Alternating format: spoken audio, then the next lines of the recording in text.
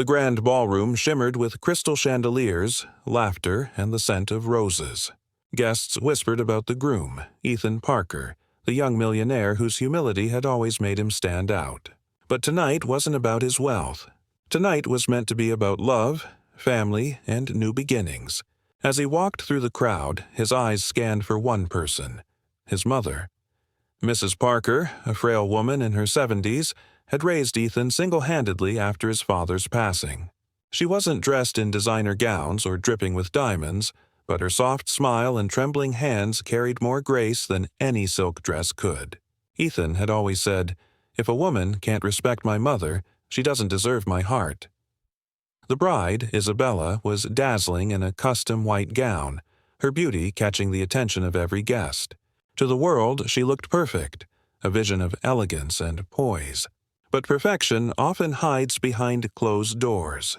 As the ceremony drew near, Ethan slipped away to check on his mother. That's when he froze. Just around the corner, hidden from the guests' eyes, he saw Isabella standing with his mother. But it wasn't the sweet picture he imagined. "Why are you sitting here?" Isabella's voice was sharp, dripping with disdain. "This wedding isn't about you. Do you understand?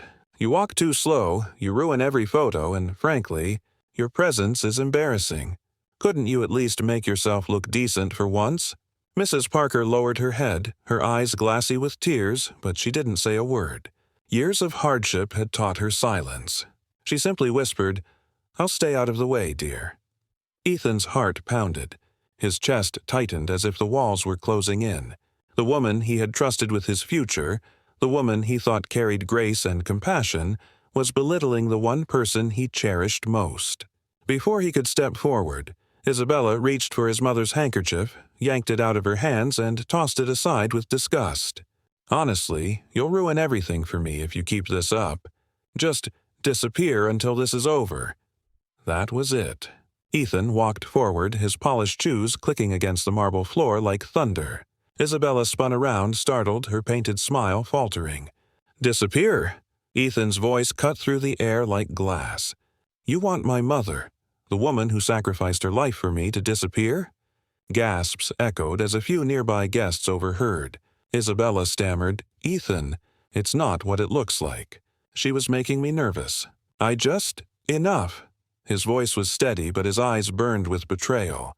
A wedding is a union built on love, respect, and family.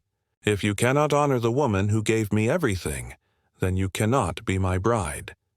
The room seemed to go silent, as if the chandeliers themselves stopped shimmering. Isabella's face turned pale, her carefully crafted image crumbling in an instant. Then came the most unexpected moment. Mrs. Parker, who had been trembling, tried to intervene. "Son, don't do this because of me. I'll be fine. I don't want to ruin your happiness." Ethan turned to her, his expression softening. He gently took her frail hands and kissed them. "Mom, my happiness is seeing you respected. If love cannot embrace you, it isn't love at all." The crowd, witnessing the scene unfold, felt the weight of his words. A few guests dabbed their eyes. Strangers who barely knew Mrs. Parker were moved by the quiet dignity of a mother and the unshakable loyalty of her son. Isabella stormed out, her heels striking angrily against the floor, but no one followed her. All eyes remained on Ethan and his mother, a picture of strength and compassion in the midst of shattered expectations. In that moment, the lavish ballroom, the glittering chandeliers, the luxury, none of it mattered. What mattered was the bond between a son and the woman who had raised him with love, even in hardship. Ethan stood tall, holding his mother close as the guests slowly began to clap. Not for the end of a wedding, but for the beginning of something far more powerful: truth, kindness, and respect. And as his mother leaned into his embrace, the smile returning to her face, Ethan whispered so only she could hear, "You'll always be my first love story, Mom."